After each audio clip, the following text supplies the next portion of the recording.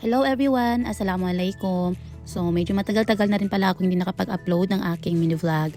So ayan, for today's mini vlog guys, ayan at kung makikita nyo, nandito pala kami ngayon sa isang lote na kung saan ay dito ang aming, dito yung mga puntod ng aming mga mahal sa buhay. So ayun na nga at kami nga pala ay nagplano before Ramadan ay lilinisin namin itong mga puntod ng aming mahal sa buhay. Dahil minsan na nga lang namin ito sila mapuntahan kahit na andyan lang naman sa tabi ng aming bahay.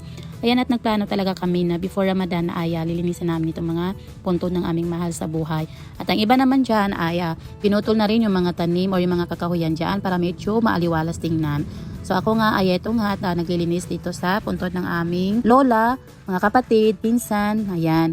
So yun, nakakamiss nga lang kasi ang iba ay maagang nawala. Katulad na lang ng kapatid ko tsaka ng pinsan ko, bata pa sila ay na maalam na. So yung lola ko naman, ayan. At least kahit papaano ay matagal-tagal din namin silang nakasama. So ayan na nga at patapos na rin kahit papaano ay nabawasan din yung dami ng mga damo dyan na tumubo. At ayun naman yung Modra Bells ko, nag-iipon para sa kanyang panggatong. Para kahit papaano ay makatipid-tipid naman. So ayun lang for today's mini vlog guys. Maraming salamat sa panonood. Bye!